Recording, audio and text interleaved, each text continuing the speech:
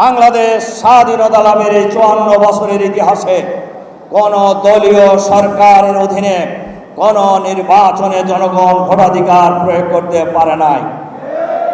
কোন কোন দল মনে করছেন ক্ষমতায় এসে ওনাদের মতো করে আওয়ামী স্টাইলে নির্বাচন করবেন, কিন্তু আমরা বলতে চাই বাংলাদেশে এইটা আর হবে না ইনশাআল্লাহ।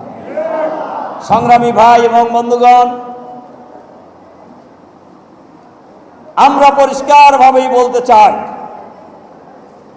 আগে স্থানীয় সরকার নির্বাচন দিতে হবে এবং প্রধান উপদেষ্টা নোবেল বিজয়ী ডক্টর মোহাম্মদ ইউনূস সাহেব যে নির্বাচনের রোডম্যাপ দিয়েছেন, সংস্কারের রোডম্যাপ দিয়েছেন এবং নির্বাচনের ডেডলাইন দিয়েছেন, এরই মধ্যেই প্রয়োজনীয় সংস্কার করে জাতীয় সংসদ নির্বাচনও দিতে হবে।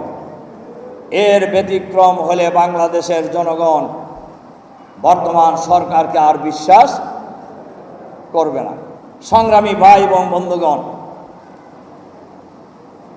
আমাদের বক্তব্য খুবই পরিষ্কার।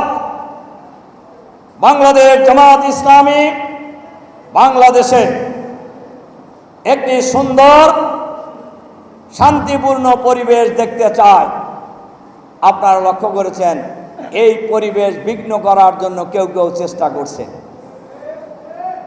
কেউ কেউ মনে করছেন যে আওয়ামী লীগ চলে গেছে, ওনারা দেশের মালিক হয়ে গেছে। আসলে কি তাই? মানুষ ওই জায়গায় আছে? মানুষ বাংলাদেশে এখন ওই জায়গায় নাই। বাংলাদেশের মানুষ হাসিনার মতো ফেসিবাদকে বিদায় করছে, এটা মাথায় রাখতে হবে সবাইকে। সংগ্রামী ভাই এবং বন্ধুগণ, আমরা পরিষ্কারভাবে বলতে চাই, আমাদের ব্যাপারে কেউ চক্ষু রাঙিয়ে কথা বলার চেষ্টা করবেন না।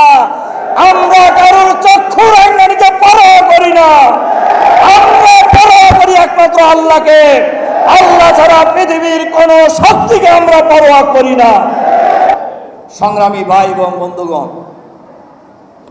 জামাত ইসলামী বাংলাদেশে একটি চাঁদাবাজ মুক্ত বাংলাদেশ গড়ে তুলতে চায়, সন্ত্রাস নৈরাজ্য মুক্ত বাংলাদেশ গড়ে তুলতে চায়, দুর্নীতি মুক্ত বাংলাদেশ গড়ে তুলতে চায়। আমাদেরকে অনেকেই প্রশ্ন করেন, আপনাদের যদি বাংলাদেশের জনগণ রায় দিয়ে ক্ষমতায় দেয়, আপনারা প্রায়োরিটি কি দিবেন?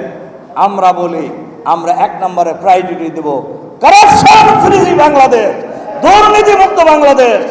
বাংলাদেশকে যদি দুর্নীতি মুক্ত করা যায়, চাঁদাবাজ মুক্ত করা যায়, আগামী ৫ বছরের ব্যবধানে বাংলাদেশ পৃথিবীর মানচিত্রে মাথা উঁচু করে দাঁড়াবে ইনশাআল্লাহ।